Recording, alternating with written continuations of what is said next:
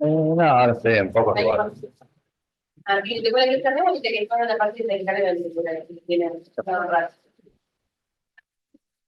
Bueno, muchas gracias por la invitación y por el tema.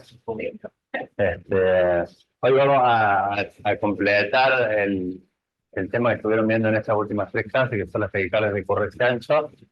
Y dentro de las cervicales ventriculares, hoy van a ver que no vamos a hablar tanto de electrocardiograma como hablando en las clases iniciales, porque ahora vamos a tratar de hacer una abordaje más integral de lo que es cómo manejar las arritmias ventriculares en nuestra práctica clínica. Y si ustedes se fijan, cuando hablamos de cervicales ventriculares, estamos hablando de todo lo que estuvieron viendo en estos días. Taquicardias son cualquier frecuencia por encima de más de 100 latidos por minuto, y en este caso, para ver que son QRS anchos, es decir, que son taquicardias de QRS ancho, y así se va a presentar en su práctica clínica. Pero no se presentan como lo vieron al principio, se presenta un electrocardiograma con esa imagen, ¿estamos? Sino que el paciente van a tener diferentes escenarios clínicos, o lo pueden hallar en un holter, que es un paciente totalmente asintomático, o lo pueden encontrar en un paciente que está reanimado de una muerte súbita. Entonces, los escenarios clínicos de los que vamos a hablar hoy son muy distintos.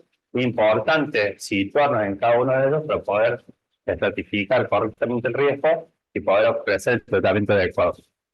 Vamos a hablar de algunas de las cardiopatías específicas que nos pidieron que hablemos. Claramente tenemos que hablar de enfermedad coronaria, porque ustedes saben que la taquicardia ventricular y la enfermedad coronaria van de la mano. Tenemos un capítulo que nos vamos a demorar un ratito ahí, porque tenemos que hablar de lo que pasa en el periodo agudo del síndrome coronario agudo y qué lo pasa con la enfermedad coronaria crónica. El manejo es distinto, la estratificación de riesgo es distinta, y el tratamiento inicial y a largo plazo también difieren un poquito y tienen sus cosas importantes para empezar a ver. Después vamos a hablar un poco de las miocardiopatías, en el cual vamos a hablar de las miocardiopatías hipertróficas, dilatadas, miocardiopatía arritmogénica, y después vamos a hablar un poquito de enfermedades inflamatorias, dentro de una de las cuales está la miocarditis, y nos va a tocar una que está muy frecuente en nuestro medio, que es la enfermedad de Chagas. Tocaremos algo de cardiopatías valvulares y algo de cardiopatías congénitas como nos dé el tiempo, porque son dos capítulos grandes, sobre todo de cardiopatías congénitas, en el cual tenemos mucho sustrato para poder hacer este tipo de arritmias, y el manejo difiere un poco porque es más complejo y nos tenemos que apoyar en diferentes especialidades. Una de las cosas que tenemos que tener en cuenta es saber a quién nos estamos enfrentando cuando encontramos a estos pacientes. Y hay un resumen, esta es la guía de la Sociedad Europea de Cardiología, que sacó en el 2022, la guía de arritmias ventriculares y muerte súbita, que en este caso solamente dejé las cardiopatías estructurales. Acá en la guía también está en todo lo que tiene que ver con las canulopatías, probablemente esta diapositiva la hayan visto en la clase anterior. Pero es interesante y es mucha información en una sola diapositiva, por eso siempre la elegimos. Ustedes ven acá que tenemos cada una de las patologías que conforman las cardiopatías estructurales y que se asocian con taquicardia ventricular y con muerte súbita cardíaca, ¿tá? Porque cuando hablamos de taquicardia ventricular también tenemos que estar englobando todos los pacientes que aumenten el riesgo de muerte súbita. Y acá van a ver, como dijimos antes, el síndrome coronario agudo y la enfermedad coronaria crónica. Ven que entre las dos se lleva un buen porcentaje. Este gráfico que muestra no solamente la patología, también muestra el vínculo genético que tienen algunas de estas cardiopatías, y la prevalencia en hombres hacia arriba en celeste, mujeres hacia abajo, contrastada contra la edad del paciente, entre la infancia y la edad adulta, y qué tipo de taquicardia ventricular se manifiesta. Cuando hablamos de taquicardia ventricular, recuerden que estamos englobando todas las que estuvieron viendo antes. Tenemos taquicardias ventriculares monomorfas, taquicardias ventriculares polimorfas, y cada una de las patologías tiene alguna que es predominante. Pero ustedes, si se fijan en el síndrome coronario agudo, la taquicardia ventricular polimorfa va a ser la más importante, ¿tá?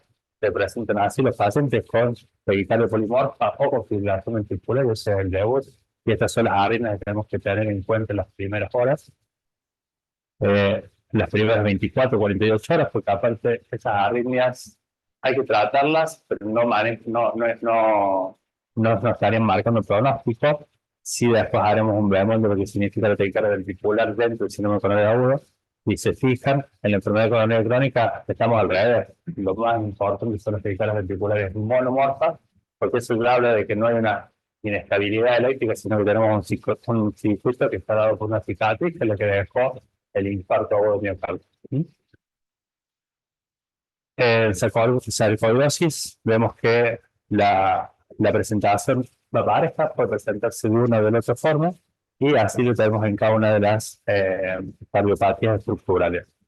Como dijimos, hacia arriba está lo que es predominio masculino, ¿no? Y si se fijan, tanto en el síndrome coronario agudo como en la miocardiopatía dilatada o en la enfermedad coronaria crónica, hay un claro predominio del sexo masculino.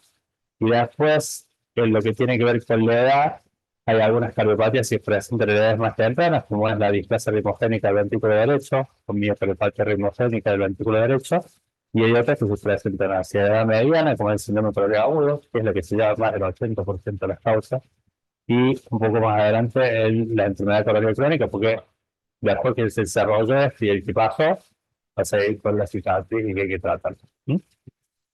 Entonces, es súper importante tener eso. Cuando nosotros vamos a abordar un paciente, dijimos que nuestra arma siempre va a ser el electrocardiograma, pero fíjense que eso es una partecita chiquitita de toda nuestra abordaje del paciente con arritmias ventriculares. Y lo primero que tenemos que ver es, como siempre, es empezar por lo que sabemos hacer, interrogar al paciente, averiguar el antecedente y empezar a examinarlo. Eso porque nos va a dar muchos datos.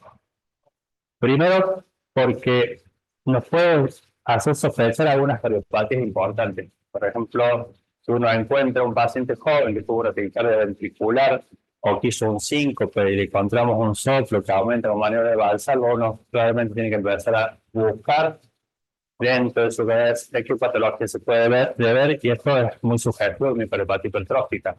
Hay muchos estigmas en la piel que tienen que ver con enfermedades o signos dermatológicos, como son el eritema nodoso, el exoteratoma, o keratosis palmoplantar, que dan diferentes tipos de patología cardíaca estructural, por ejemplo, sarcoidosis, Fabry o la displasia ritmogénica del ventrículo derecho, que eso nos va a hacer sospechar hacia dónde tenemos que guiar nuestras pruebas terapéuticas, porque después tenemos que elegir alguno de todos estos para poder seguir nuestra estructura. Dentro de los antecedentes personales patológicos, algo muy importante es, si dijimos que el 80% de los pacientes tienen enfermedad coronaria, lo primero que vamos a ir a buscar es antecedentes que tienen que ver con la enfermedad coronaria. Entonces, no hay que olvidarse de preguntar si el paciente está tabaquista, si tiene diabetes, hipertensión arterial y todos los factores clásicos que ustedes conocen. En el laboratorio nos puede ayudar, nos ayuda en algunas cosas para establecer diagnósticos, en algunas para establecer pronósticos. Es muy importante lo que recalcan las guías, que tiene que ver con el valor del ProBNP. En esta charla vamos a hablar no solamente de la arritmia ventricular en sí, sino de cómo tenemos que abordar integralmente al paciente. Si decimos que los pacientes se mueren de muerte súbita por taquicardia ventricular y queremos prevenir eso, tenemos que dar tratamiento óptimo para todo el corazón, no solamente para el sistema eléctrico, ¿está? Porque van a ver que cada vez los fármacos antiarrítmicos se usan menos, tenemos más tecnología para hacer otro tipo de tratamientos, como son la ablación por radiofrecuencia, el implante dispositivo, pero ahí no se queda nuestro tratamiento del paciente. El tratamiento del paciente tiene que ser un tratamiento integral. Por eso, en el laboratorio habla mucho del BNP y del ProBNP como marcadores de insuficiencia cardíaca, que están muy relacionados con la cardiopatía estructural que lleva a la taquicardia ventricular y a la muerte súbita. Es importante también dentro de las primeras horas, por ejemplo, del síndrome coronario agudo, que tenemos que mantener muy buen equilibrio del ácido-base y el estado de los electrolitos. Entonces, es súper importante que nosotros tengamos en cuenta cómo está el medio interno, cómo está el ionograma, porque eso también nos ayuda a que si nosotros mejoramos eso, la presencia de taquicardias ventriculares inestables o que pueden descompensar rápidamente el paciente, podemos disminuir mucho. Como les dije antes, esto es lo que se pasaron hablando en las dos clases anteriores, que tiene que ver con el diagnóstico diferencial de las taquicardias de corre-centro. El 80% de las taquicardias de corre-centro son taquicardias ventriculares. El otro 20% discutiremos si tienen que ver con taquicardias con bloqueo supraventricular, con bloqueo de rama previo, o que tienen aberrancia en fase 3, o que tienen un síndrome de preexcitación. ¿No? Pero quédense, taquicardia de corre-centro, empiecen a estudiarle, lo primero que tienen que pensar es cardiopatía, y dentro de la cardiopatía isquémica. Después veremos todas las que le tocaron la clase pasada, pero esas no son las más frecuentes. Hoy vamos a ver las que son más frecuentes. El electrocardiograma señal promedia tiene poca utilidad en el medio para el único que nos está ayudando para establecer algo de pronóstico. Los pacientes tienen displasia ritmogénica del ventrículo derecho. Es importante la prueba de esfuerzo, sí. ¿Por qué? Porque, como dijimos, tenemos que valorar a los pacientes que tienen riesgo de tener cardiopatía coronaria, que nos va a ayudar tanto la prueba de esfuerzo, las pruebas funcionales, como la SPECT o la ANGIOTAC, para aquellos pacientes que no tienen un factor de riesgo tan característico. Entonces, depende del perfil de riesgo, ya le activo una u otra técnica para tratar de establecer si ese paciente tiene enfermedad esclerótica que lo pueda llevar a una obstrucción coronaria que sea la causante de la ventricular. Entonces, empezamos a hilar todo, cómo podemos ir abordando nuestro paciente. El ecocardiograma, cuando hablamos en esta clase de cardiopatía estructural, el eco es nuestro primer método de diagnóstico que nos va a ayudar a abrir muy rápido el abanico hacia dónde estamos yendo. El eco no solamente nos marca si tiene enfermedad valvular, si tiene miocardiopatía dilatada, si tiene miocardiopatía hipertrófica, sino que también nos habla de la fracción de eyección, porque van a ver que en toda esta charla una de las cosas que vamos a estar buscando no el electrocardiograma de la taquicardia ventricular, que después vamos a hacer un análisis más certero de dónde viene y si le podemos hacer para dispositivos, sino cómo está la función ventricular, porque el día de hoy es el principal marcador de riesgo cardiovascular los pacientes que tienen arritmia ventricular. Van a ver que siempre estamos hablando de función ventricular asociada a la taquicardia ventricular como predictores pronósticos, y con eso vamos a decidir terapéutica. Entonces es súper importante valorar eso. Al día de hoy, la resonancia magnética nuclear nos ayuda mucho más que el ecocardiograma y cada vez tiene más peso en tomar decisiones de qué vamos a hacer con los pacientes que tienen taquicardia ventricular. Nos ayuda muy mucho en volver a valorar esto que hicimos acá, función auricular y la función biventricular, pero también habla de edema, fibrosis, infiltración y defecto de perfusión, todos los cuales son marcadores pronósticos en algunas cardiopatías. Por ejemplo, yo tengo una infiltración grasa, lo voy a ver con la resonancia y puedo hacer un diagnóstico mejor o más sensible de displasia ritmogénica del ventrículo derecho, e inclusive más precoz que con el ecocardiograma, y poder tomar una decisión antes. Hay algunas posibilidades de diagnosticar cosas que no diagnosticamos con el eco, por ejemplo, la presencia de pequeños aneurismas en la punta de la miocardiopatía hipertrófica, que al día de hoy han cambiado la estrategia de tratamiento de esos pacientes.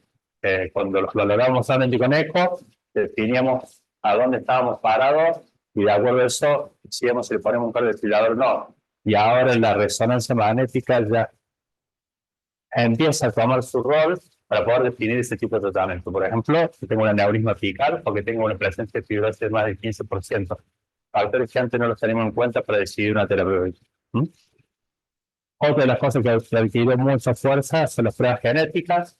Las pruebas genéticas deben haber hablado mucho la clase anterior porque nos ayudan un montón para definir lo que son las canalopatías, pero las cardiopatías estructurales también nos sirven. Hay dos cardiopatías básicamente que nos sirven muy mucho, que tienen que ver con la miocardiopatía dilatada y la miocardiopatía hipertrófica, que son dos lugares donde las pruebas genéticas tienen mucho peso. Igual que en algunas cardiopatías que hoy se está estudiando, por ejemplo, por qué algunas extrasístoles ventriculares desarrollan miocardiopatía dilatada y otras no. A veces uno vieron que Hoy lo que tenemos para decir riesgo de una arritmia ventricular es que tengamos más del 20% de estrocitos ventriculares aislados y a veces tenemos 50%, el paciente está discriminado todo el día y tenemos 50% de carga y el paciente pasa muy bien y no desarrolla nada, y el otro que tiene el 10% y desarrolla una hiperhepatitis dilatada. Hoy estamos buscando mucho a través de la parte genética. Y el estudio electrofisiológico, que en su momento tuvo mucho auge, después lo perdió, pero en las últimas revisiones está ganando de vuelta mucho lugar, porque nos ayuda a estratificar riesgos en muchos pacientes que nosotros antes nos quedamos cortos. Por ejemplo, en la cardiopatía isquémica, tenemos muy claro cuáles son nuestros puntos de corte de fracción de eyección para indicar un cardiofilador. Pero cuando el paciente tiene función ventricular moderadamente disminuida, en realidad no sabemos qué tenemos que hacer. Y entonces el estudio fisiológico va a tener un papel fundamental para decidir si ese paciente es inducible de una taquicardia ventricular monomorfa. Es decir, que nosotros podemos reproducir clínicamente su taquicardia, decidir cuál va a ser el tratamiento adecuado, en este caso, por un cardiofilador. Y en otros casos también nos sirve mucho para valorar la localización de la arritmia y no solamente como diagnóstico, sino que nos va a guiar la terapéutica, porque hay algunas de estas cardiopatías estructurales que son fáciles de ablación por radiofrecuencia. Es decir, nosotros eliminamos el foco ritmogénico, el paciente no va a necesitar ni droga antiarrítmica ni cardiofibrilador. Entonces, para resumir un poquito, los factores de riesgo de muerte súbita los apoyamos en 4 pilares fundamentales. Primero, antecedentes de guerra ventricular o fibrilación ventricular. De eso vinimos a hablar hoy. ¿Está? Segundo, presencia de cardiopatía estructural. De eso vinimos a hablar hoy. O sea que de lo que estamos hablando ya son las 2 causas fundamentales que estamos pensando en que tu paciente está absolutamente relacionado con prevenir su muerte súbita. ¿Sí? Entonces, es súper importante que este tema lo tengamos. Bueno, ustedes siempre van a tener un paciente al cual van a tener que decidir qué es lo que hay que hacer y cuándo mandarlo, cuando nos. Y a ustedes que van a hacer cardiólogos solo para recibir para saber qué es lo que tienen que hacer con este paciente. Entonces, fíjense que es súper importante el antecedente de taquicardia ventricular y la presencia de cardiopatía estructural como factor de riesgo mayor para muerte súbita cardíaca. Como les dije antes, el tratamiento médico óptimo que hoy está dirigido, como dijimos, y la fracción de eyección es nuestra causa, nuestro marcador principal, nuestra caballito de batalla para decidir el tipo de tratamiento y el tipo de pronóstico de estos pacientes. Hoy sabemos que, lo van a ver en las guías de insuficiencia cardíaca, que tenemos 4 pilares fundamentales para tratar a los pacientes, ¿está?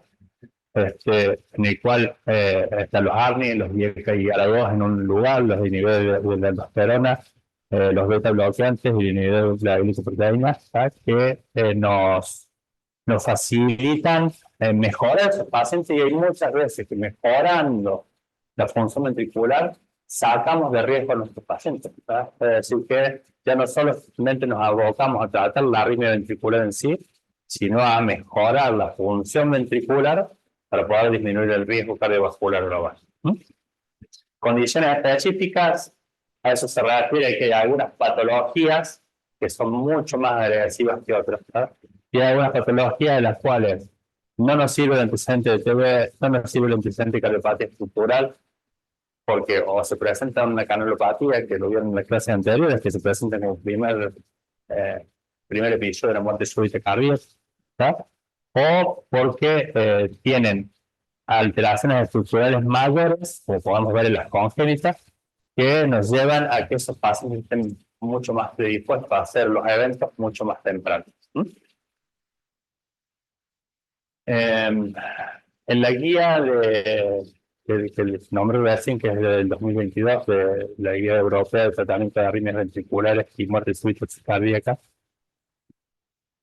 hace un panorama en cinco escenarios clínicos donde podemos encasillar a estos pacientes. Como nosotros hoy hablamos de taquicardia ventricular y no es la clase de muerte súbita, me voy a tener los 2 primeros. ¿Y cuáles son los 2 primeros? Es, ¿qué hacemos frente a un paciente que encontramos una taquicardia ventricular no sostenida en un estudio de rutina, en un paciente sintomático? ¿Y qué hacemos en un paciente que tiene una taquicardia ventricular sostenida que ya tiene síntomas? Entonces, vamos a la primera. Paciente con taquicardia ventricular no sostenida, hacemos lo mismo que dijimos antes, ¿tá? Tenemos que buscar todos los antecedentes personales, empezar a ver factores de riesgo, cardiovascular, qué síntomas, comorbilidades, cómo están los medicamentos, cómo está el medio interno. Es decir, empezar a buscar qué nos puede estar alterando, que nos puede dar este episodio de taquicardia ventricular no sostenido que lo encontramos o en una prueba de esfuerzo o en un holter. Si tienen antecedentes familiares, se empiezan a jugar es muy importante en esto. Si el paciente tiene un antecedente de muerte súbita cardíaca, o pacientes que tienen antecedentes, por ejemplo, de muertes de lactantes, que tienen antecedentes de muerte por inmersión, ¿sabes? Que es ahogamiento, pacientes con accidentes de causa no muy clara. Ahí, los otros días estuvimos viendo en el hospital una paciente que no tiene cardiopatía estructural, pero que tiene un pulso largo, pero que nos avisa que no tenía ningún antecedente familiar, y indagando, salió que un sobrinito había muerto lactando, ¿tá? Entonces cambia todo el panorama. Es súper importante que lo indaguemos y que lo reindaguemos, ¿tá? Y que si no podemos hablar con el mismo paciente, indaguemos también en la familia. Y como dije, la prueba de laboratorio, todo esto, ¿qué es lo que nos da? Si yo tengo una taquicardia ventricular no sostenida monomórfica o ejercicios ventriculares que van seguidas rápidamente una taquicardia ventricular no sostenida polimorfa, son pacientes que pueden estar en riesgo, ¿tá? Cuando están en riesgo, si tuvo síncope o si la taquicardia ventricular, es importante que la analicemos, por eso hay que evaluarlo. Si la taquicardia ventricular es muy rápida, tiene más de 200 latidos por minuto, o tengo una dupla ventricular que desencadena en una taquicardia ventricular polimorfa, son todos factores de riesgo que ese paciente lo tenemos que internar para poder valorarlo. El resto de los pacientes que vemos que no tienen tanto riesgo, o por lo menos percibido, y no tenemos estos criterios, lo podemos valorar en forma ambulatoria. ¿Y qué es lo que vamos a hacer? Sí o sí, dijimos, habitualmente lo encontramos en una prueba de esfuerzo, porque lo van a ver mucho cuando están haciendo la prueba de esfuerzo, que es un episodio, un colgajito de taquicardia ventricular, o en un holter. Entonces, ¿qué es lo que tenemos que hacer? Citar al paciente, hacer una electrodosis de derivaciones, no porque vayamos a encontrar taquicardia en ese momento, sino porque hay muchos signos dentro del electrocardiograma que nos pueden hacer sospechar patología. Entonces, cuando yo tengo eso, ¿qué tengo que ir a buscar? Primero, si dijimos que la cardiopatía más frecuente es la cardiopatía coronaria, voy a buscar signos de enfermedad coronaria. Y lo primero que voy a buscar es la presencia de un azúcar. Si yo tengo que tiene fibrosis en esto, mi cabeza directamente se va a abocar a ir a buscar y a ir a tratar la cardiopatía coronaria. Después veremos si tiene otra cosa, pero eso es lo primero que vamos a buscar. Hay patrones de miocardiopatía hipertrófica, hay patrones clásicos, hipertrofia ventricular, sobrecarga sistólica. Hay patrones clásicos con todas las peculiaridades en el cara anterior que nos hacen sospechar en una miocardiopatía de la punta. Es decir, el electrocardiograma inicial nos puede dar muchas pistas hacia dónde vamos a ir. Entonces es súper importante no solamente ver el electrotaquicardia ventricular, sino ver qué es lo que pasó en una electrobasal, porque ahí tenemos muchas pistas. La ecocardiografía, como dijimos, también es de clase 1, por lo que estuvimos viendo antes, nos da información de las válvulas, de la función ventricular, de cómo está la motilidad regional. Es decir, es súper importante que veamos eso. Y ahí el holter es 2A, porque teóricamente ya teníamos diagnosticada esta patología, ya habíamos encontrado esa taquicardia ventricular, pero sí nos puede salir, por ejemplo, si la vemos en una prueba de esfuerzo, puede decir qué carga arrítmica tiene el paciente. No es lo mismo que es una taquicardia ventricular que le hizo en forma aislada en una prueba de esfuerzo, porque el paciente ese día no estaba deshidratado, a lo mejor tenía alteración medio interna, o tenía una patología, una comorbilidad que lo puede llevar a eso, o el uso de medicamentos, o de otra clase de sustancias. Entonces esto nos ayuda mucho para establecer si podemos reproducir y volver a encontrar ese evento y ver qué carga de otro tipo de arritmia tenga en este folder. Y acá, rápidamente, si es de origen idiopático, es lo que vieron en la clase anterior. Si es de enfermedad eléctrica, es lo que vieron en la clase anterior. Y si nosotros pensamos que tiene cardiopatía estructural, encontramos una miocardiopatía hipertrófica, displasia lipogénica, cardiopatía coronaria, lo primero que vamos a buscar es, hay que excluir la enfermedad coronaria. Patrón que tengamos, lo primero es excluir la enfermedad coronaria. 80% de los pacientes que tienen taquicardia ventricular tienen enfermedad coronaria y eso es lo que los va a matar, entonces eso es lo que hay que resolver. Porque acá vamos a entrar en el protocolo de enfermedad coronaria y ver si tenemos que hacer un cateterismo o no para poder sacar su arte. Cuando se excluye la enfermedad coronaria, esto cobra un rol fundamental de resonancia magnética cardíaca. Antes no lo usábamos y fíjense cómo rápidamente clase 2A, para decir que hay un consenso que es muy útil en estos pacientes, entonces hay que aprender a leer resonancia cardíaca. ¿Ah? Les dije que íbamos a ver dos escenarios clínicos. El primero fue el de la taquicardia ventricular no sostenida. Ahora vamos a ver qué hacemos con un paciente que viene con la taquicardia ventricular sostenida. Y en este caso, bueno, lo primero acá va a ser qué vamos a hacer con este paciente, porque se puede presentar de diferentes formas. Acá ustedes van a ver la taquicardia del QR centro que vimos al principio. Y lo primero que hay que ver es cómo está el paciente en su forma de estabilidad hemodinámica, ¿no? Estado de conciencia, presión arterial, ritmo de diuresis. Entonces, todas esas cosas a nosotros nos van a marcar qué es lo que hacemos primero. Si vamos a hacer test de Chaka, que es en el paciente que está estable hemodinámicamente, o si primero lo vamos a tratar y después vamos a hacer todo esto que hice. Entonces, este paciente está estable, le hacemos lo mismo que antes. Fíjense que en esto no cambia nada. Hay que hacer un electrocardiograma de 12 derivaciones. Es súper importante tener el electrocardiograma de la taquicardia. ¿Por qué es importante? Porque, una, nos puede indicar qué tipo de taquicardia es. Segundo, hay dos morfologías que hay que tratar de grabárselas, que no son de la clase de cardiopatía estructural, sino que son de la otra, que son la taquicardia idiopática del ventrículo derecho. Ustedes recuerdan que, como viene el que sale del ventrículo derecho, tiene imagen en B1 de bloqueo de rama izquierda y en la cara inferior tiene un eje inferior, es decir, que viene de arriba hacia abajo el vector, es decir, que son todas positivas en la cara inferior. Tienen que correrse que eso existe. ¿Por qué? Porque esa taquicardia ventricular se trata de distinta a toda la otra. Es fácil de ablación y se puede curar. La otra taquicardia que la guía también hace mucho hincapié en las taquicardias fasciculares del fascículo anterior izquierdo. ¿Está? ¿Cómo se ven en el electrocardiograma? Se ven la imagen de bloqueo de rama derecha con eje superior. ¿Está? Esto al revés de la otra. La otra tiene rama izquierda con eje inferior, aquí tiene rama derecha con eje superior. ¿Por qué es importante? Estos son los que se llaman verapamilos sensibles. Muchas veces se le hace de Novacin y Seden, y también son fáciles de ablación por radiofrecuencia. Lo que sí en esas, cuando le hagan el ecocardiograma, no van a encontrar nada, porque son pacientes que no tienen cardiopatía estructural. Ahora, si tenemos una enfermedad, tenemos una prueba que nos lleva a que estamos en presencia de una cardiopatía estructural, fíjense que lo primero que tenemos que buscar es enfermedad coronaria. Yo acá voy a excluir las dos que le dije recién, son las de origen idiopático.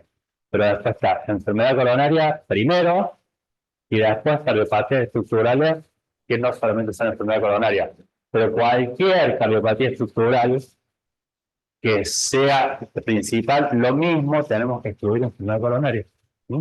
Pues yo puedo tener una miocardiopatía hipertrófica, pero tengo que excluir que no sea que lo que está haciendo es por isquemia miocárdica. Puedo tener una clase ritmogénica del ventrículo derecho, pero tengo que excluir que lo que está haciendo no tiene que ver con la cardiopatía coronaria. Entonces, súper importante, enfermedad coronaria, enfermedad coronaria, enfermedad coronaria. 80% de los pacientes tienen esto. Nos ayuda mucho cuando llegamos a los que no son coronarios, de lo que hemos visto al principio, que la resonancia magnética nos puede ayudar, y fíjense cómo se empieza a abrir el abanico. La resonancia magnética nos habla de las miocardiopatías, en esto entra la miocardiopatía dilatada, la miocardiopatía restrictiva, la miocardiopatía hipertrófica y la miocardiopatía ritmogénica del ventrículo derecho, o miocardiopatía ritmogénica, como se quiere llamar ahora, sin decir que es el derecho, porque se sabe que también hay afectación izquierda. Por el otro lado, si tenemos que es indicativo de displasia ritmogénica o miocardiopatía ritmogénica del ventrículo derecho, vamos a ir directamente para acá. Y en las inflamatorias es un capítulo súper interesante, con mucha controversia, pero ahí entendemos que empezar a buscar un montón de cosas. Vamos a usar el PET, vamos a usar pruebas serológicas, tenemos que buscarlas. Son las que tienen indicación de biopsia cardíaca, aunque habitualmente como van a ver en nuestro medio, no hacemos diagnóstico de miocarditis por biopsia, sino que lo hacemos por otros medios, pero es donde tenemos todas las armas para poder ver a dónde nos estamos dirigiendo, porque estos pacientes hay una buena parte que se mueren súbitamente y que no les hicimos el diagnóstico correcto. Me cansé. Bueno.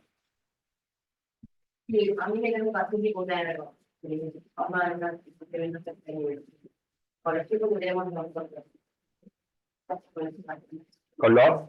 Tiempo, cuando te cae más un eco, Sí.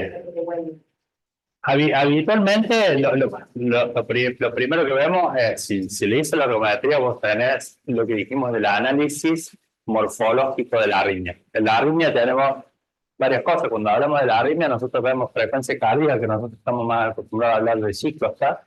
De ciclos por minuto. Entonces, todas las taquicales que son muy rápidas tienen peor pronóstico. Si ese paciente, cuando le hicimos la prueba, lo interrogamos y nos dice que tuvo un síncope, aunque no sea reciente, ese paciente tiene que quedar internado. ¿Tá? El paciente que tiene algún otro tipo de trastorno, cuando yo paro la prueba, le veo P1 y tiene una onda epsilon y no me voy a quedar tranquilo. ¿Tá? Si el paciente tiene una característica de una miocardiopatía hipertrófica, también lo mato. Ahora, tiene un electrocardiograma normal, no tiene este criterio de riesgo que tuvo 5 porque es una taquicardia rápida o que se induce en taquicardia polimorfa después de una dupla ventricular, lo puedo valorar en el ambulatorio y le pido el eco, pero que tenga consulta rápida. Eso hay que dirigirlos, como decimos siempre, hay que mandarlos a que le hagan rápidamente los estudios. ¿Cómo? Cuando estás haciendo el eco, lo pasas, lo parás y avisas. ¿Tá? Cuando te pasa esto, lo paras y avisas. Bueno, vamos a ir con patología por patología. Como dije, va a ser un poco largo, pero vamos a ver cosas puntuales. En esto no vamos a ir profundamente si vamos a hablar de enfermedad coronaria, podemos estar hablando toda esta clase y la que viene esta. Entonces vamos a hablar cosas puntuales de la enfermedad coronaria que tiene que ver con la taquicardia ventricular y que tiene que ver con el riesgo de muerte súbita. Entonces, esto no es lo que tiene que saber la enfermedad coronaria, esto es una cosa así de lo que tiene que saber la enfermedad coronaria. Los síndromes coronarios agudos es súper importante saber que es la principal causa de mortalidad en el síndrome coronario agudo, son las arritmias ventriculares sostenidas, especialmente la fibrilación ventricular dentro de las primeras 24 o 48 horas. ¿Tá? Habitualmente las arritmias ventriculares se dan en la etapa prefibrilolisis o pre-ATC, en la etapa aguda antes de que nosotros abramos el vaso. Después de abrir el vaso, generalmente disminuye bastante la carga de arritmias, pero es importante saber que es el momento vulnerable del paciente. Y tenemos algunos predictores independientes de esta arritmia ventricular que se dan tanto en el infarto agudo del miocardio, en el síndrome coronario agudo con elevación del ST, como en el sin elevación del ST. ¿Y cuáles son los que nos marcan pronósticos? Es inestabilidad hemodinámica, que tenga shock cardiogénico, que tenga una función ventricular izquierda conocida previa del 40%, que le hicimos un eco al lado de la cama y que nos dio una fracción de shock disminuida. La cantidad de derivaciones que tienen supra del ST, no es lo mismo tener un adepto con 2 derivaciones que tener todas las precordiales con el ST. ¿Sí? ¿No? Entonces, la cantidad de derivaciones que tienen supra también de cuenta, y si el paciente tiene antecedente de repolarización precoz, también está asociado a que los pacientes que tienen patrón de repolarización precoz y hacen un síndrome coronario agudo tienen más riesgo de hacer arritmias ventriculares malignas. Los chiquitos no ven nada a esta altura. La prevención y tratamiento de las arritmias ventriculares, como les dije al principio de Charlie, digamos dividir en lo que tiene que ver con la fase aguda, el síndrome coronario agudo, y dentro de las primeras 48 horas, que es lo que vamos a hacer con el paciente. En realidad esto tiene que ser, como vimos en la guía de síndrome coronario agudo, no puede esperar 48 horas para ir a regularizar el paciente.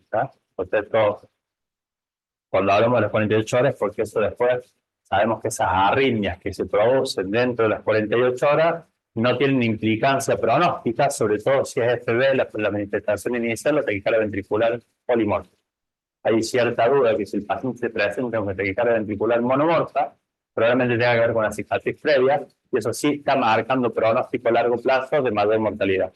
Pero los pacientes que hacen arritmia ventricular en la internación tienen más riesgo de mortalidad intrainternación. Entonces, en base a eso, muchos prefieren hacer, tienen esos criterios de riesgo que vimos al principio y nos permite, porque el paciente hipotenso tiene un bloqueo auriculoventricular asociado, no lo vamos a poder usar, o usar un beta bloqueante endovenoso. ¿Ya? Ya tiene indicación 2A, siempre que no esté contraindicado, y hacer la coreografía urgente y la revascularización. Con eso nosotros ya hicimos gran parte de lo que podemos hacer los pacientes con arritmia ventricular. Abrir el vaso es nuestro objetivo principal en este síndrome coronario agudo. ¿Qué pasa? Yo sigo teniendo arritmia ventricular. Entonces, si yo sigo teniendo arritmia ventricular, y esta arritmia ventricular no es la extrasístole ventricular, sino que hace taquicardias ventriculares no sostenidas, o largas rachas más cortitas, pero lo mismo rachas de taquicardia ventricular no sostenida, ese paciente lo primero que tengo que saber es si lo revasculariza bien o no. ¿Sabes? Recuerden que acá podemos tener restenosis precoz, podemos tener que la arteria se haya disecado, que se haya hecho no reflujo, entonces podemos tener que tengamos que estudiar de vuelta al paciente. Entonces lo primero es hablar de vuelta con el hemodinamista, sigue estando inestable el paciente, necesito que lo metan de vuelta a la sala de hemodinámica. Y ahí nos pelearemos de vuelta para ver que lo metan en serio, digamos, si estaba abierta o no abierta la arteria. Entre eso, ¿qué podemos hacer nosotros? Te le dije, sí, el laboratorio nos va a servir, sí, nos va a servir un montón porque tengo que reponer todos los electrolitos, ¿sabes? Tengo que saber que el potasio, el magnesio estén bien. Fíjense, eso es clase 1. Esto lo tenemos que hacer, estamos todos de acuerdo que tenemos que manejar súper bien el medio interno. Acá, el betabloqueante endovenoso, de vuelta sigue siendo clase 1. Ya pasamos esto, si le dimos la dosis acá, probablemente no tengamos que darlo acá, pero si no le dimos, este es el momento de darlo. Y después bajar todo lo que tiene que ver con el estado de hiperadrenal, cuando se empezar a sedar al paciente, calmarlo y ver si con eso podemos lograr que la arritmia se haga menos frecuente o no. Si no se hace menos frecuente y sigue siendo recurrente, ahí está el uso de la miodarona. Si no anda con eso, ya teníamos beta bloqueante. Va la miodarona, si no anda con la miodarona, lidocaína endovenosa, y si no, lo tenemos que sedar al paciente, intubarlo y hacer un manejo con sedación profunda para que salga de esa inestabilidad hemodinámica. Si a pesar de eso sigue teniendo arritmia, nuestro paciente está mal. Entonces acá hay algunas cosas que, por ejemplo, proponen el EIE, que es la ablación por catéter. Nosotros acá no hemos hecho ninguna en este contexto. Son pacientes sumamente complicados que llevarlo a hacer una ablación tiene que ser un centro de gran volumen y que haga casos complejos, tiene que ser con mapa electroanatómico. Y ¿qué es lo que buscamos acá? Es buscar la extrasístole que desencadena la taquicardia ventricular. Si yo puedo eliminar esa extrasístole, elimino el gatillo. ¿Vamos? Lo otro que se puede hacer, muchos de esos pacientes cursan con bradicardia o con bloqueo, y esto es lo que le está dando la arritmia ventricular. Entonces, si yo lo estimulo al paciente, puedo evitar que haga esa descarga de extrasístole ventricular en momentos no adecuados. Y si no, bueno, la modulación autonómica o la asistencia mecánica circulatoria, que también pueden ayudar, como dije, son pacientes sumamente inestables. Cuando tenemos arritmias ventriculares, lo que más se nos cruza por la cabeza es qué va a pasar con este paciente, porque recuerden que muchos de estos pacientes consultan por dolor de pecho, otros consultaron porque los reanimaron en el cardio por una muerte súbita cardíaca, ¿tá? Y nosotros lo que tenemos es lo que llega. Entonces, está el paciente conectado a nuestro monitor y vemos esto, y tenemos con la fibrilación ventricular y sabemos que rápidamente tenemos que actuar. Pero ¿qué es lo que nos dice la guía? Por ejemplo, que dentro de las primeras 48 horas, las arritmias ventriculares nos marcan mortalidad intrahospitalaria. El paciente está inestable y sabemos que este paciente tiene mucho riesgo de que haga un evento adverso durante esa internación.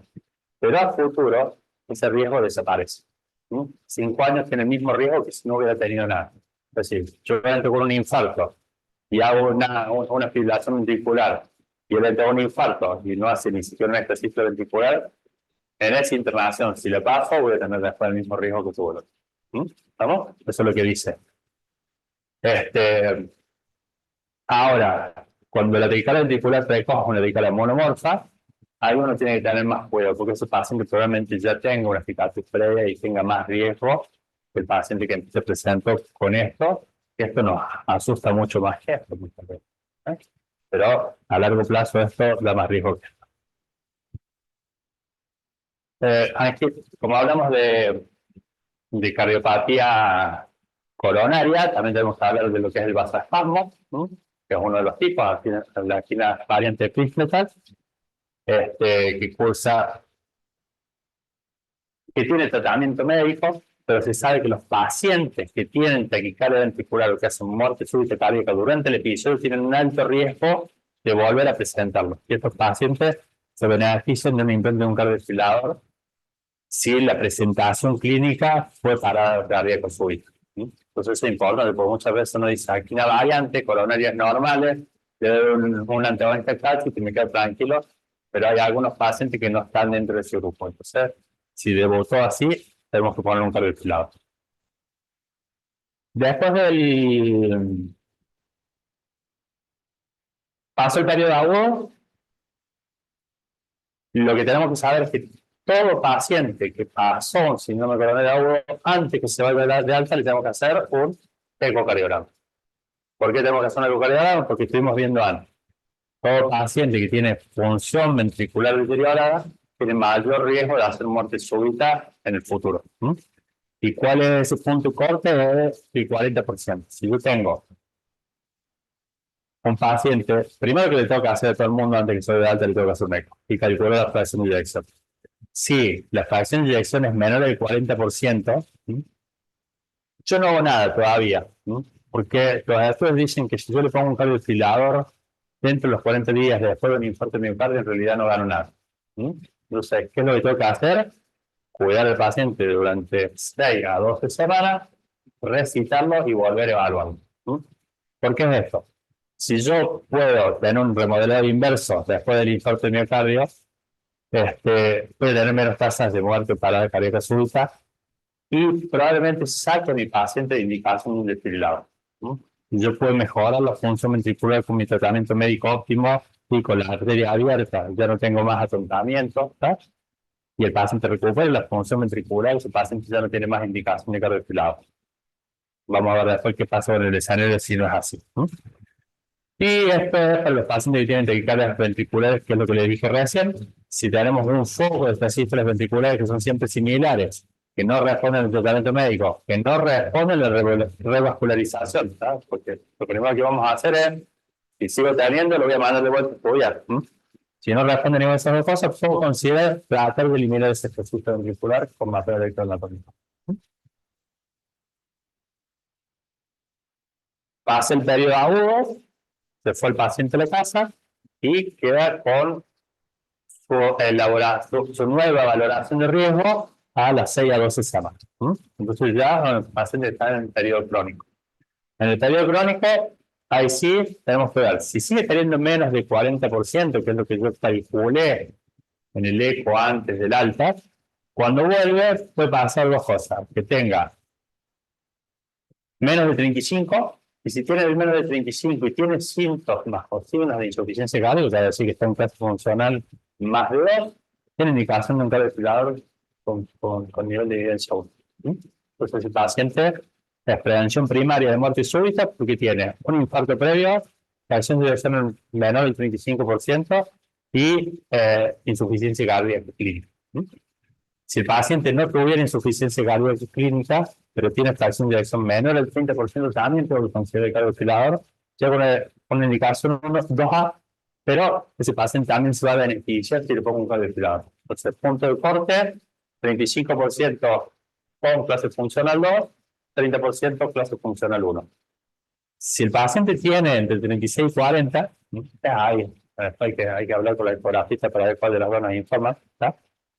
Pero si es así, lo que tenemos que ver, no a todo el mundo vamos a estudiar, pero el paciente que tuvo síncope y sospechamos que es origen cardiogénico o que no sabemos la causa, es decir, que no creemos que va a dar, o que tiene en el cólera, la prueba de fuerza taquicardia ventricular no sostenida, a ese paciente le vamos a hacer una electrofisiología. Fíjense, las guías anteriores, eso de clase 2A, pasó a clase 1, siempre que el paciente tenga en esa fracción de eyección que no sabemos qué es lo que hay que hacer, y que haya tenido algún evento. Tiene que tener 5 taquicardia ventricular no sostenida. Si no, lo vamos a seguir hasta que haga alguna de esas dos cosas. Cuando lo haga, pasemos acá. Si tiene una taquicardia ventricular inducible, pasa la misma evidencia que tenía poner un cardioventilador en prevención primaria con fracción de eyección menor del 30% y clase funcional 1. Y si no tenemos inclusividad en el estudio fisiológico y el síntoma que sigue siendo de origen desconocido, estamos autorizados para darle un loop recorder, ¿está? Un grabador de evento implantable. Entonces, eso nos va a permitir saber si el paciente, el síncope lo hace porque tiene arritmias ventriculares que no las podemos provocar, porque tiene bradicardias o porque es síncope y no tiene ningún problema eléctrico, pero lo vamos a poder documentar.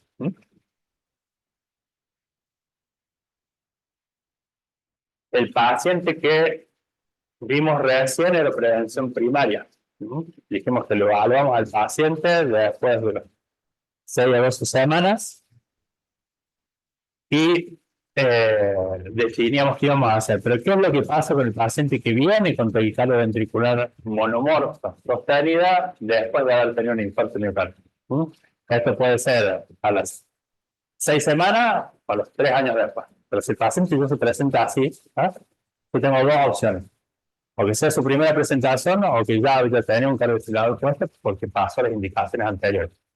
Si tiene como primera presentación, acá fíjense que lo que cambia es el punto de corte. Si yo tengo una fracción de eyección menor al 40%, estamos escalando, ¿no? 30% para el que tiene infarto previo y sin síntomas de insuficiencia cardíaca, por eso funciona el 1. 35% para el que tiene infarto previo y clase funcional 2 o 3. Y ahora 40%, pero ya tuvo taquicardia ventricular sostenida.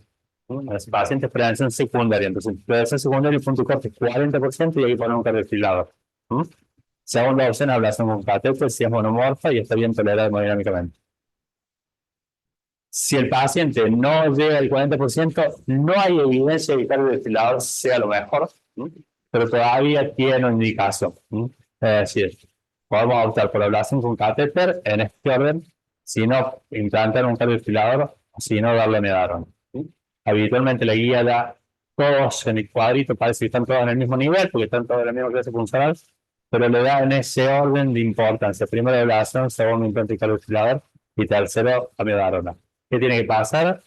Que tenga fracción de eyección mayor o igual al 40 y que la taquicardia sea bien tolerada. Si yo tengo una taquicardia ventricular que no es tolerable evidentemente, que yo le puedo cardiovertir, el paciente va primero al cardioventilador. ¿Estamos? Así como vimos angina vasoespástica por vasoespasmo, también puede pasar que el paciente tampoco tenga las arterias coronarias tapadas, pero que siga teniendo un problema en las arterias coronarias. Y por eso es lo mismo que la normal. Ustedes recuerden que hay algunos pacientes que en su desarrollo, en vez de salir la arteria coronaria de cada uno de sus senos de Valsalva correspondiente, viene del otro lado. Y en eso hay algunas cosas que tenemos que tener en cuenta para saber cuáles son los pacientes de más riesgo. Si esto va a ser siempre mucho hallazgo, pero si esto hay algunas anatomías que tienen que ver con el alto riesgo.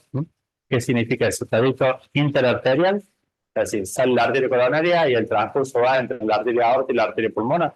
Si yo paso por ahí, tienen más riesgo de isquemia distal, por lo tanto tienen más riesgo de hacer muerte súbita. Si tienen el orificio en forma de hendidura, porque también el flujo que sale va a ser distinto. Si tienen un orificio más alto, si el origen es en ángulo agudo, todo lo que tiene que ver con cómo sale desde la aorta el flujo hacia la arteria coronaria, nos va a afectar. Y si tiene el trayecto intramural y también la longitud que tiene esa arteria hasta llegar a donde va a dar la muerte. Todos esos factores hay que tenerlos en cuenta para decir qué es lo que vamos a hacer. Entonces, estos pacientes tenemos que hacerle, fíjense acá, esta es la aorta ascendente, la arteria pulmonar, y ahí pueden ver cómo va el trayecto de la coronaria interarterial. Ese es uno de los factores de riesgo. Ahí la ven el notocorte, que es hospital, lo ven puntito, en este lado ven todo el tallo, pero en el otro lo ven en corte transversal. ¿Vamos? Entonces, ahí. Okay. En esto, bueno, estos pacientes hay que operarlos, y estos pacientes tienen una isquemia que hay que valorarla con cámara gamma, aunque estén asintomáticos. Si tienen anatomía de alto riesgo, hay que hay que solucionar ese problema porque tiene alto riesgo de morir súbitamente. Se terminó cardiopatía coronaria. ¿Quieren descansar un ratito? O sea, no sé, ¿eh? Tú puedes. Bueno, hablamos de la más frecuente, ahora vamos a hablar de la segunda más frecuente. Son 18, así que ya vamos a llegar. La segunda más frecuente es la miocardiopatía dilatada. La miocardiopatía dilatada es todo un gran capítulo de la cardiología. Y cuando hablamos de miocardiopatía dilatada, hablemos de la miocardiopatía dilatada idiopática. Ustedes recuerden que el corazón se puede dilatar por muchas cosas. Se puede haber dilatado porque tuvo un infarto previo, y parece persona adelgazar y se dilató, o se puede dilatar por sobrecarga, como son las insuficiencias valvulares. Entonces, cuando yo hablo de miocardiopatía dilatada, estoy excluyendo todos los otros estados. Y esto me queda la idiopática. Entonces, la miocardiopatía dilatada es la dilatación del ventrículo izquierdo con disfunción sistólica inexplicable por enfermedad coronaria o condiciones de carga anómalas. Importante, sí, ¿por qué? Porque se muere mucha gente, se mueren mucho dentro del año y la mitad están muertos a los 5 años.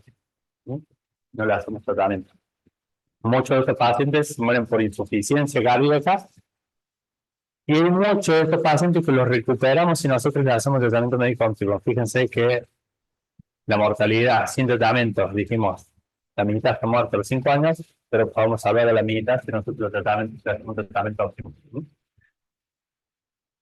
Y tenemos que saber que a pesar de que muchos se mueren por insuficiencia cardíaca progresiva, hay un grupo que se va a morir de muerte súbita cardíaca y hay otro grupo que se va a morir de embolias. Son las 3 causas de muerte de la cardiopatía dilatada.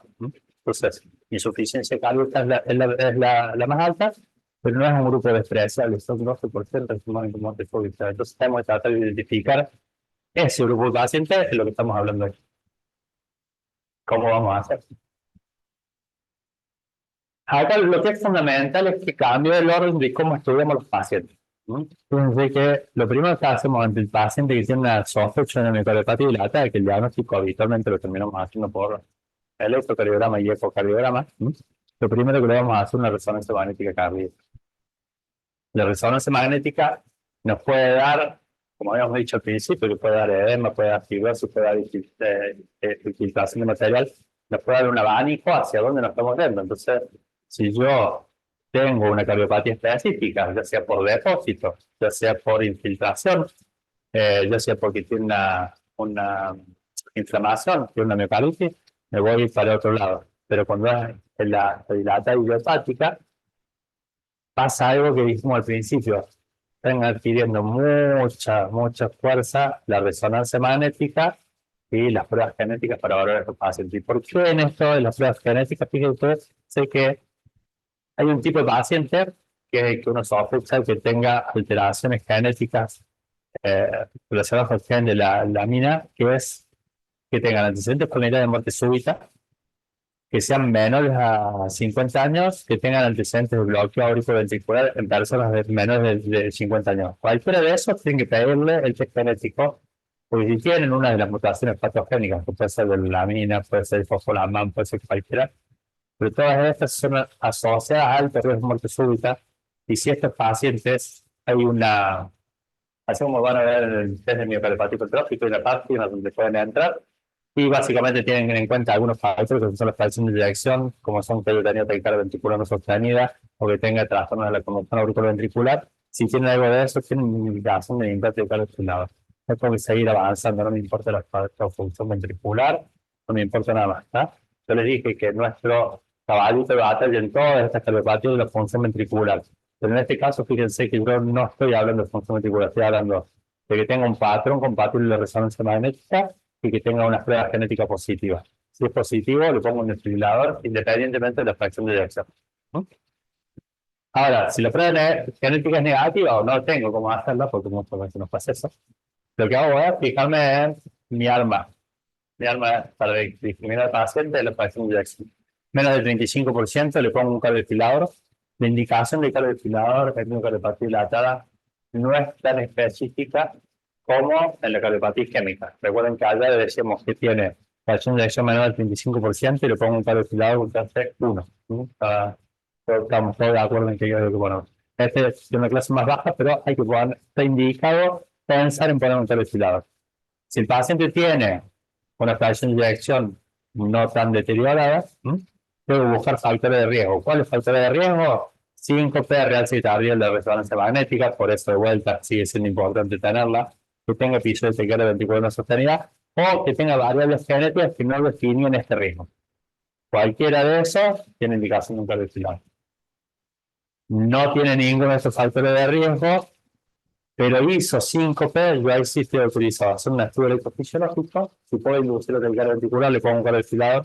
Si no la puedo inducir, le voy a poner un falso implantable hasta saber qué es lo que fijaré. Miocardiopatía dilata, este es uno de los ejemplos. Fíjense, ventrículo izquierdo con sus diámetros bien aumentados. Realce tardío, ahí le parece septal. Lo ven ahí, lo ven ahí. Probablemente ahí también tiene algo en la base de la pared lateral. En el electrocardiograma, signos típicos no hay, pero muchas veces vemos bajos voltajes en la parte auricular, voltajes intermedios en el ventricular de contracción en conducción específico. Puede tener rama derecha, puede tener rama izquierda. Pero sí es característico el bloqueo auricular de primer grado. Tipo de taquicardia, muchas. Acá hay una de las que puede dar. Y estas miocardiopatías también, por ejemplo, pueden dar una taquicardia que es fácil de tratamiento con ablación, que se llama taquicardia por la entrada rama-rama, que da la vuelta, baja por una de las ramas, que habitualmente la derecha, igual que la izquierda. Y si uno habla de la rama derecha, puedes curar al paciente y no tener que poner ningún dispositivo. Dentro de las otras miocardiopatías, la que tenemos la ritmogénica del ventrículo derecho, también es una enfermedad hereditaria. Esta se caracteriza por la formación del tejido muscular en tejido fibroso. Y este tejido fibrodifuso es el que nos permite crear circuitos de reentrada. Tenemos muchas características, es súper importante hacer un ecocardiograma, es nuestra primera sospecha. La sospecha la podemos tener en el ecocardiograma, pero no siempre se ve tan bonita.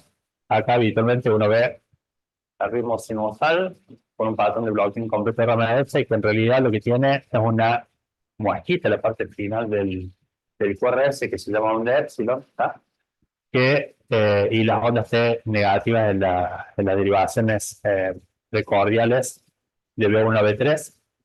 Esa característica electrocardiográfica no se ve siempre, pero hay que sospecharlo. El ecocardiograma nos puede ayudar, pero el diagnóstico últimamente lo estamos basando en la resonancia magnética, que no solamente nos permite dar el diagnóstico de la cardiopatía, sino también ver qué grado de afectación tenemos en la pared, y cuánto tenemos de transformación de tejido fibroadiposo. Habitualmente es como dijimos, una enfermedad genética, hereditaria, en general afecta los genes desmosómicos. Es importante, ¿se acuerdan de los desmosomas? Esto está la unión, Y es que saben por qué a estos pacientes no les indicamos que no hagan actividad física. ¿Por qué? Porque una de las cosas que sucede es que al perder la estructura celular de coaptazo entre célula y célula, por hacer el ejercicio físico, muchas veces eso es lo que genera la fractura y la pérdida del contacto y genera la activación del tejido fibroso. Entonces ahí es una de las explicaciones por las cuales se puede estar formando este tejido fibroadiposo y que esto nos lleva a que haya alteración estructural, por lo cual hay alteración en la velocidad de conducción y eso genera un mecanismo para que se puedan producir las taquicardias ventriculares. ¿Qué es lo que es importante acá para no repasar todas las guías? Porque después uno se vuelve muy loco con todo esto, pero sí que es súper importante que ahora la resonancia cardíaca nos da información diagnóstica y también podemos decir que después guiar la terapéutica. Los test genéticos también son importantes y que, como dijimos al principio, hay que evitar la actividad física. Y la indicación de cardiodesfibrilador va a depender de muchas variables. Lo primero es que está pidiendo es que el paciente, si ya tiene una disfunción ventricular derecha e izquierda severa, definidas como fracción de eyección menor del 35% de cada uno de los ventrículos, tiene indicación 2A de cardiodesfibrilador.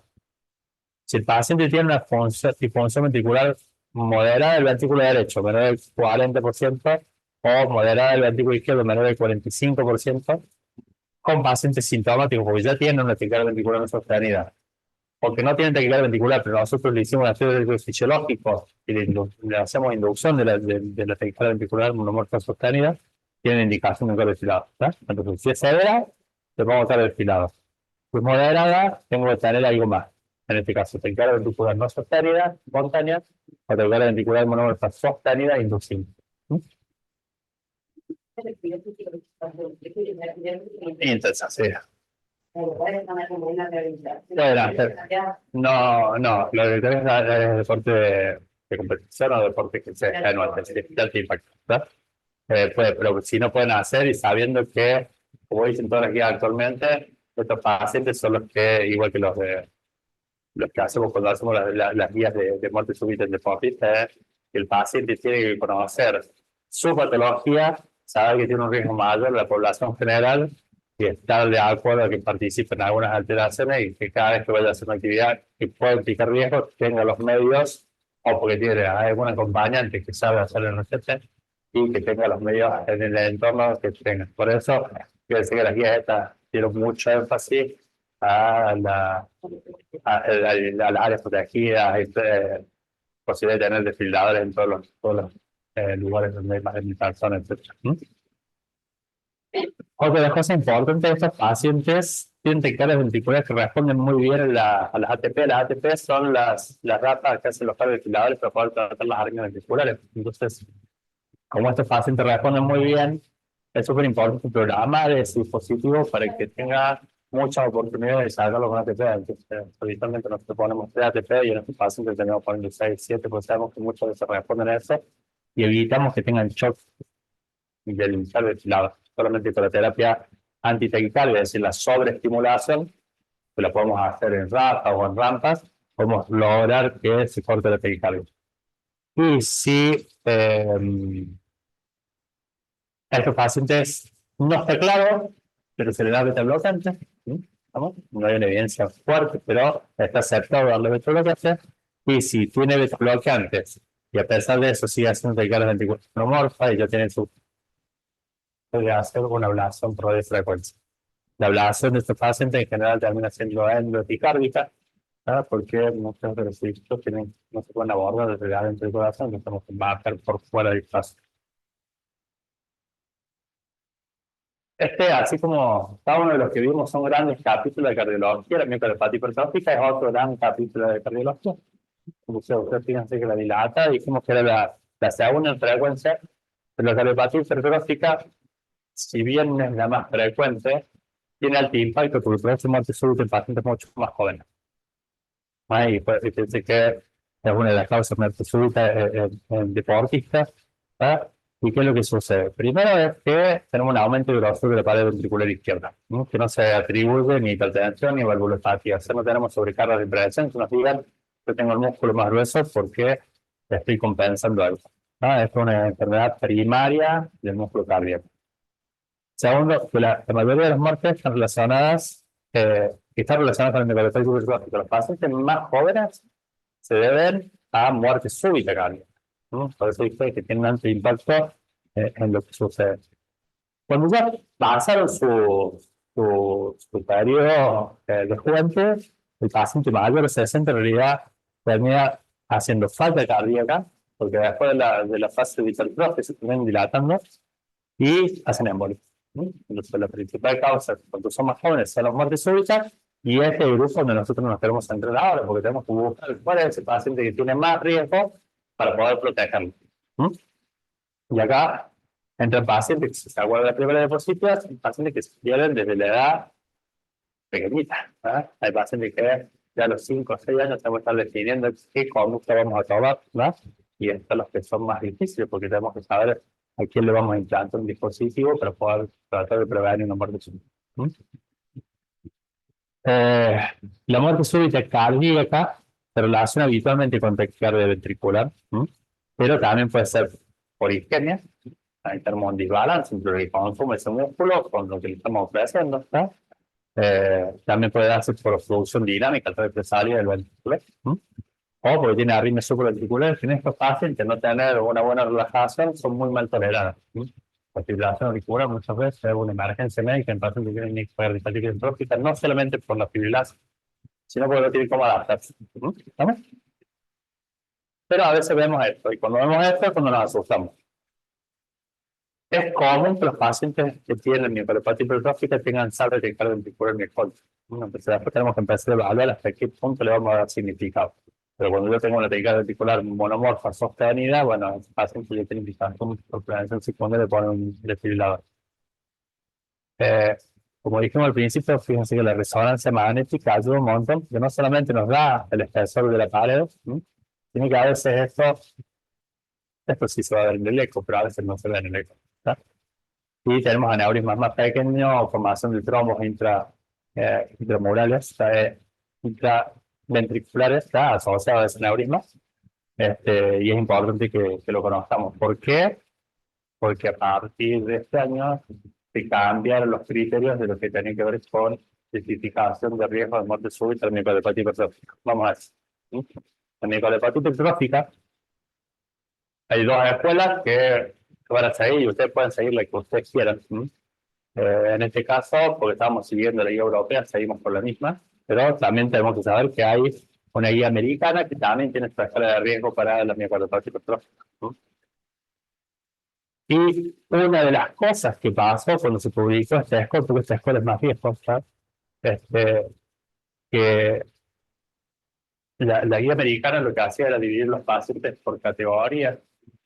Bueno, pues tenían pacientes que tenían antecedentes familiares con muerte súbita, que habían tenido síncope, que tenían taquicardia ventricular, tenían caída de la presión en el ejercicio.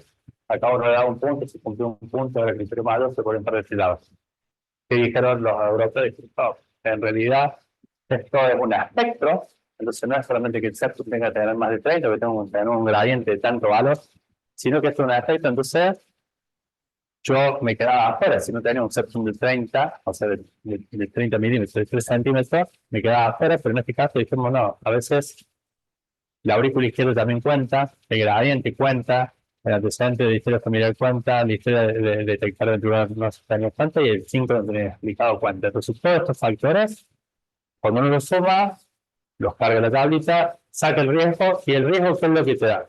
El riesgo lo que da es una estimación de la muerte súbita en los próximos años. Entonces yo puedo tener un riesgo que puede ir desde menos del 4% a más del 6%, eso perdón, es mayor al 6%. Si yo tengo un riesgo mayor al 6%, tiene indicación clase 1 de poner un cardioventilador. Y eso no cambia en nada, eso es lo que viene trayendo desde antes. Pero nos quedan un montón de pacientes afuera que seguían teniendo riesgo intermedio bajo y que aún así se morían súbitamente. Entonces, a partir de eso, empezamos a adicionar otros factores de riesgo que no considera la tabla, que a su vez hay que saber que esta tabla no está validada para pacientes pediátricos, no está validada para deportistas y no está validada para pacientes que tienen otras enfermedades que dan hipertrofia como las metabólicas y inflamativas. Entonces, esto es solamente para miocardiopatía hipertrófica y tampoco sirve para los que tuvieron un tratamiento, sea con miometría quirúrgica o por ablación con alcohol. Entonces, descartando todo eso, yo lo pongo en mi paciente en el score, si tengo más del 6% de probabilidad de muerte súbita, tiene indicación de un cardioventilador tipo 1, ¿está? Pero si tengo un riesgo intermedio, que está denominado entre 4 y 6%, pero tiene alguno de estos factores adicionales, disfunción sistólica del ventrículo izquierdo, si tiene respuesta tensional normal del ejercicio, un aneurisma apical, quedarse tardío en la resonancia, eso se define como más del 15%, o una presencia de la evaluación genética de mutaciones que son patológicas, todo eso me suma riesgo cualquiera de los que tenga, y entonces, aunque tenga riesgo intermedio, que antes no le hace nada, voy a poder indicar un cardioventilador con mayor o menor grado de evidencia. ¿Está? Fíjense que cambia el grado de evidencia, pero yo sigo considerando, aunque tenga un bajo riesgo, si tiene de estos factores de mal pronóstico, que tengo que considerar que tengo que poner un cardioventilador para protegerlo. Entonces, ¿qué fue lo importante? Que la resonancia magnética adquiere riesgo pronóstico y terapéutico y que los test genéticos también son clase 1. Y eso nos puede cambiar la indicación o no del dispositivo. ¿Vamos? Miocardiopatía restrictiva, son un montón. Pueden ser por enfermedades infiltrativas, por enfermedades de almacenamiento. Son raras, son difíciles de estudiar. Lo que nos deja claro la guía es que la posibilidad de muerte súbita en estas patologías que son tan poco estudiadas, porque tenemos volumen, no es tan alta, entonces no tenemos una decisión acordada entre todos de qué vamos a hacer con este paciente. Entonces, el paciente tuvo una reanimación de una muerte súbita cardíaca y su enfermedad, o una taquicardia ventricular con compromiso hemodinámico, y su enfermedad tiene una expectativa de vida mayor de un año, se toma la misma consideración de lo que es una miocardiopatía dilatada. Ya tiene indicaciones solamente por prevención secundaria. En el grupo de enfermedades cardíacas inflamatorias, miocarditis, sarcoidosis y enfermedad de Chagas, son un montón, ¿no? Pusimos esto como para poder ver algunas. Miocarditis, estamos viendo un montón. Y, a ver, ¿de qué se trata esto? La miocarditis es la inflamación músculo cardíaco. Y el problema de esto es que tenemos manifestaciones cardíacas muy variables. Pueden decir del paciente que está totalmente asintomático, ¿sí?, al paciente que debutó con una muerte súbita, o que pasa por todo el estadio. Hizo una insuficiencia cardíaca descompensada, que puede no recuperarse, hizo bloqueos auriculoventriculares completos transitorios o no. ¿Sí? Y el tema es que es eso, que en las personas jóvenes se estima que hay un 2 al 12% de muertes súbitas que están relacionadas con miocarditis, ¿sí? Y muchas veces nosotros no hacemos el diagnóstico. Y como les decía al principio, acá es súper importante la biopsia miocardio con los marcadores morales, genéticos, etcétera, pero que habitualmente no tenemos acceso o no la hacemos, y nuestro diagnóstico se basa en presentación clínica, en el nivel alto de troponina, cambios característicos que no son tan característicos en realidad, evidencia de disfunción ventricular izquierda, pero lo único que tenemos ahí es que no tenemos que lo apliquen ni la enfermedad coronaria, ni las cardiopatías valvulares, ni otros hallazgos de la resonancia o inclusive del PET, ¿no? Entonces, acá lo importante es que si yo tengo una miocarditis, voy a cursar dos periodos. El periodo agudo, el paciente puede estar muy inestable y tenemos todas esas miocarditis que ustedes saben que denominamos fulminantes, porque son los pacientes que no salen de la internación. Es un evento adverso severo, que sea por insuficiencia cardíaca o por muerte súbita cardíaca. ¿Mm? Pero si yo tengo arritmias documentadas, sí que acá estamos hablando de prevención secundaria. Acá no hay ninguna indicación por prevención primaria porque no tenemos ningún marcador pronóstico para definir cuáles son los pacientes que le vamos a poner cardiosilados. Pero si yo tengo una arritmia documentada, tengo que considerar el cardiosilados. En todo esto, ninguno de la clase de indicación es clase 1. Son todos 2A para abajo. Pero estamos de acuerdo que el paciente que ya tuvo una arritmia documentada, primero lo vamos a hacer antiarrítmico. Hay un rol para el implante cardiosilador y también tenemos que considerar ablación con catéter en algunos pacientes que tienen taquicardias ventriculares monomorfas sostenidas. Muchos de estos tienen zonas basales, pero puede estar en cualquier lado. Acá yo puse epicardio lateral basal, porque hay un par de trabajos que dicen que es la zona más frecuente, pero puede estar en cualquier lado. La verdad es que ustedes saben que es en parte puede ser difusa, puede ser localizada, puede ser generalizada, puede ser solamente focal. Sarcoidosis es la otra enfermedad inflamatoria. Recuerden que la sarcoidosis cardíaca no es tan frecuente. Sabemos que la sarcoidosis pulmonar es la más frecuente. Está una enfermedad inflamatoria multisistémica, lo que hace es que se acumulen linfocitos T y macrófagos y forman un granuloma no calcificantes, ¿no? Y todo esto es fibrosis, que es lo que desencadena después circuitos de alteración de la velocidad de conducción de las fibras cardíacas que llevan a taquicardia ventricular. O a bloqueos auriculoventriculares, ¿no? Porque afecta todo el sistema de conducción. Por eso es importante que tenemos alteración en el sistema de conducción, tenemos arritmias ventriculares, y aparte, como afecta la misma inflamación al músculo cardíaco, tenemos disfunción ventricular izquierda, triada característica de sarcoidosis, ¿no? ¿Qué pasa? En este tiempo así como empezamos a pedir más resonancia, empezamos a hacer más diagnóstico de sarcoidosis y a veces podemos tener hasta un 5% de sarcoidosis cardíaca aislada. Y como se ve en la resonancia magnética por clase tardío o en la tomografía por emisión de positrones, ¿tá? Que habitualmente están en los segmentos basales, pero después, como una enfermedad progresiva, se va extendiendo y al principio lo único que causa es alteraciones morfológicas, pero después se puede causar circuitos de reentrada, se afecta el circuito ventricular, que es por donde pasa todo el ejercicio de conducción por producir bloqueos auriculoventriculares, ¿tá? Entonces, ¿cómo abordamos a esos pacientes? Primero es, como siempre, fracción de eyección menor del 35% nos aumenta el riesgo de arritmias ventriculares. Todos los bloqueos auriculoventriculares en estos pacientes no se tratan solo con marcapasos. Cuando uno le va a estimular al paciente, es necesario poner un cardioventilador porque lo protegemos también porque sabemos que van a hacer arritmias ventriculares. Así que es una de las causas por las cuales, cuando tiene indicación de un dispositivo de estimulación cardíaca, elegimos cardioventilador en vez de marcapasos. Y para ver ahí que es súper importante hoy el rol de la resonancia magnética, porque si yo tengo afectados muchos segmentos o mucho porcentaje, recuerden que para mí un hipertrófico era el 15%, para esto estamos hablando del 22% o 9 de 29 segmentos. No le voy a decir eso, pero es básicamente para que sepamos. Si es predecesor secundario, lo vamos a poner en clase 1, pero cualquiera de las otras cosas que tengamos, de lo que estamos hablando, red superior tardía, inyección baja, taquicardia ventricular inducible, debemos considerar el cardiofilado. Enfermedad de Chagas,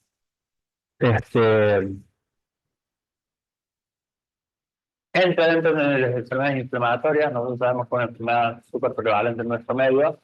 En las guías europeas, desde allá, le dedican media página, porque no es una enfermedad a la cual tengan acceso, más allá de ahora toda la movilidad y que tenemos esto de que usamos de continentes, ¿no?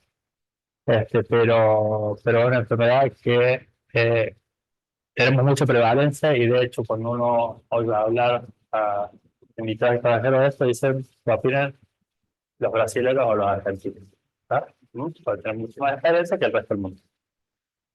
Acá es el estudio que se pone en la guía. En realidad no el estudio, pero es lo que sacamos para ver lo que está diciendo, pero que dice que hicieron metaanálisis de cardioventiladores con versus amiodarros de pacientes con Chagas y que no vieron diferencias significativas. Así que probablemente si estos pacientes lo tratamos con amiodarros les vaya súper bien y no hace falta poner cardioventilador porque se van a morir lo mismo, 9,7 a 9,6. Esa es la diferencia que vieron en estos metaanálisis. Y la crítica que se le hace son todos estudios pequeños, observacionales, no tenemos ningún estudio malo. Entonces, ahora que lo que decía es que podemos considerar tanto la medorna como considerar el cardioventilador para ponerle a estos pacientes. Nosotros tenemos muchos pacientes con cardioventilador y Chagas, pero cada uno tenemos que, no tenemos una regla clara a quién se lo vamos a poner. Entonces, vamos a empezar por dar un pantalla. Primero, la miocardiopatía dilatada es la manifestación más grave e importante de la enfermedad de Chagas crónica. Y a lo que nos lleva primero es insuficiencia cardíaca, a los bloqueos cardíacos, también a arritmias ventriculares que van desde el extrasístole a la taquicardia ventricular y a la muerte súbita, fenómenos tromboembólicos. Entonces, en todo ese aspecto, la fracción de eyección no nos ayuda demasiado, porque sabemos que los pacientes que tienen buena fracción de eyección también se mueren súbitamente o también hacen disfunción ventricular.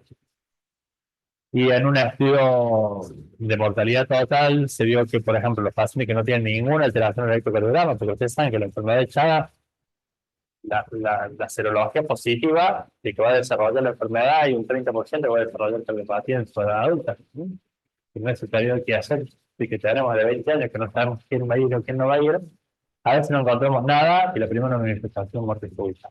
Pero en general, los pacientes que van a hacer algo, lo primero que hacen es tener alteración del electrocardiograma. Fíjense como yo tengo el que no tiene alteración, el 0,5% hace muerte, el 2,8% que tiene alteración solamente el electrocardiograma y 14% los que no tienen disfunción ventricular asintomática. Si yo a eso le sumo que son pacientes que están en insuficiencia cardíaca, la mortalidad es 50% en el primer año, y de los cuales el 34% se mueren súbitamente.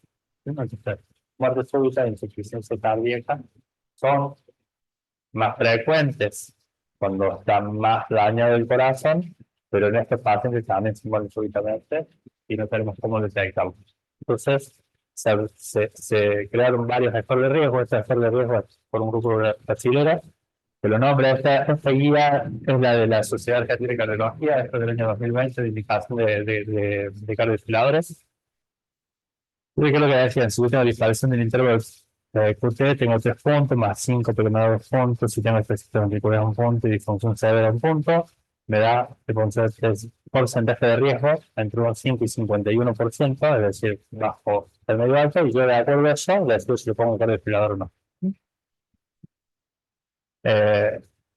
No hay ninguna evidencia tipo 1 que yo le tenga que poner un cardiodesfibrilador a estos pacientes, pero sí lo que debo considerar. Cuando tengo paciente con síncope y con disfunción ventricular severa.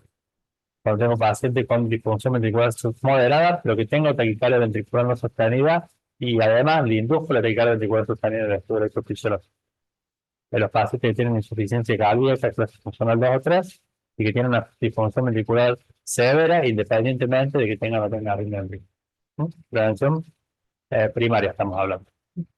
Cuando vamos a ver las recomendaciones de prevención secundaria, es mucho más fácil. El paciente que está reanimado, sobreviviente de un paro cardíaco, independientemente de la frecuencia de inyección, se le va a poner un cardioventilador. O los pacientes que tienen menos del 40%, hasta asociados más o menos con la guía de cardiopatía isquémica, ¿se recuerdan? Pacientes que se están haciendo con taquicardia ventricular espontánea y tiene una disfunción ventricular moderada, y no tengo causa reversible, le puedo indicar un cardioventilador. Acá sí tengo clase 1.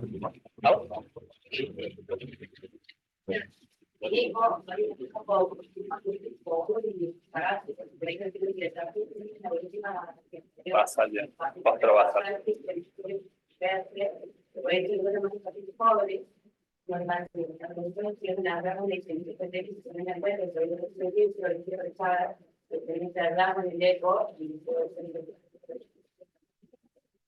Y de eso también pensé le causa los circuitos eléctricos. ¿Ah?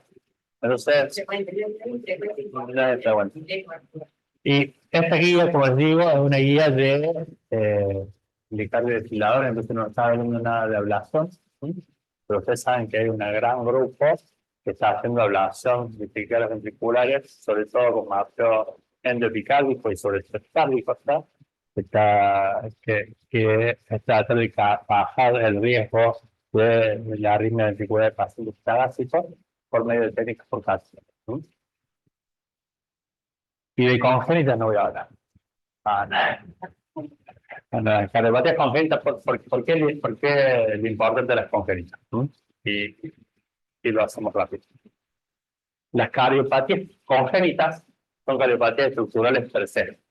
¿No? Cuando tiene un paciente que ya vino con el defecto congénito y después a eso nosotros hicimos un montón de cosas para tratar de reparar ese defecto. Y lo que logramos es que los pacientes vivan más años. Entonces hoy tenemos sobre este capítulo de cardiopatía congénita del adulto, pero tenemos mucho más daño estructural con la posibilidad de tener muchos más circuitos. Entonces los pacientes tienen más riesgo de muerte súbita, cardíaca, por taquicardias ventriculares, también hacen arritmias auriculares, también hacen bloqueos auriculoventriculares, tenemos todos los efectos, también hacen disfunción sistólica y hacen enfermedad de los conductos que nosotros les creamos. ¿Vamos? Entonces, tienen todo para poder hacer. La alteración estructural en sí, muchos de ellos cursan con fibrosis, muchos tienen cicatrices que generan áreas inertes alrededor de las cuales nosotros podemos generar circuitos de arritmia.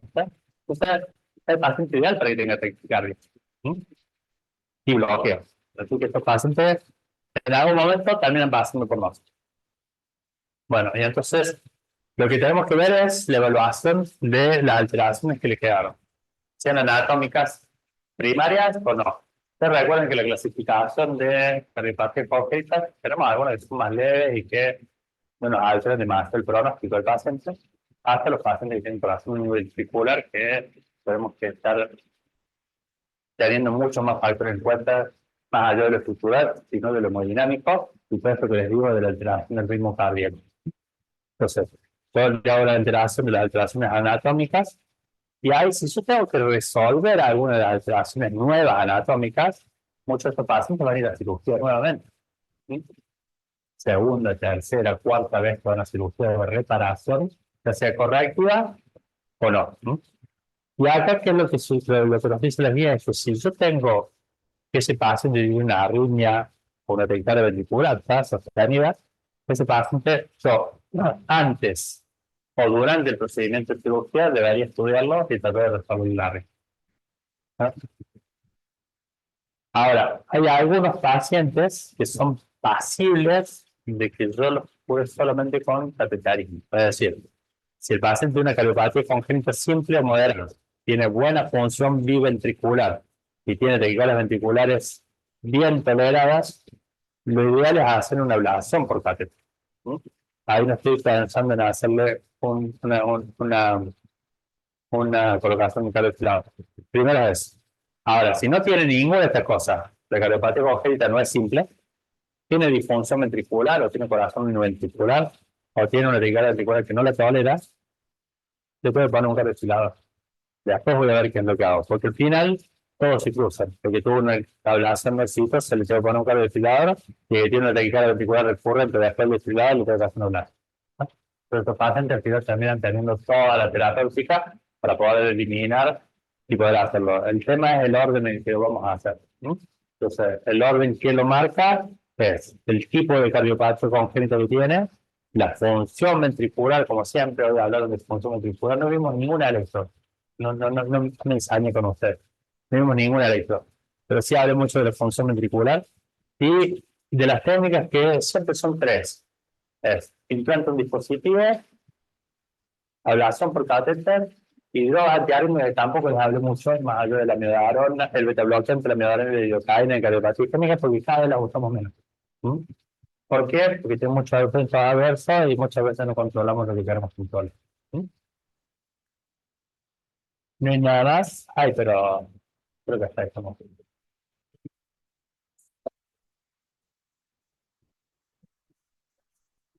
Vale, ¿dudas? Todas. Hay muchos grises en esto. Hay dos cosas para llevarse a casa. A pesar de todos los avances, es muy bueno esto que hoy hagamos hincapié en el uso de la resonancia y en el uso de las técnicas genéticas. Ustedes van a ver qué están pasando por acá, que a nosotros nos cuesta un montón. Vemos muy poquitos pacientes estudiados genéticamente. Resonancia, por suerte, cada vez tenemos más accesibilidad. Y la parte de la electrofisiología invasiva cada vez está avanzando mucho más. Entonces, esos tres pilares, hoy hacia donde apuntan toda esta guía.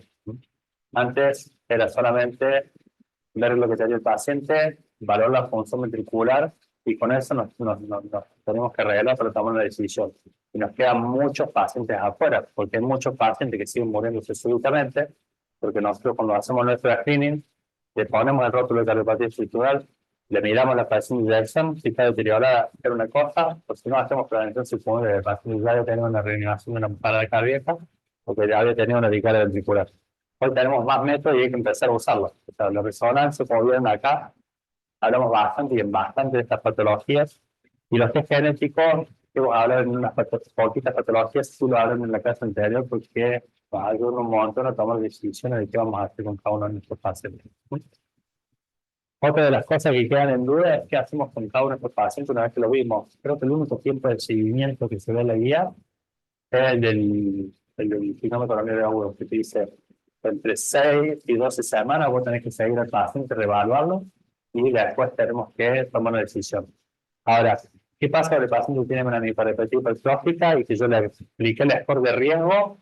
Me dijo que tiene riesgo bajo y no tiene ninguno de los otros marcadores que vimos de alto riesgo. ¿Cuándo tengo que seguir de vuelta? Tengo una screening anual, le hago uno de los 5 años, ¿qué es lo que tengo que hacer? Eso no lo sabemos. ¿No? Entonces, hay muchos grises que espero que ustedes después lo puedan descubrir nosotros, ¿no? Que vamos a ir evolucionando las guías, cambiaron un montón.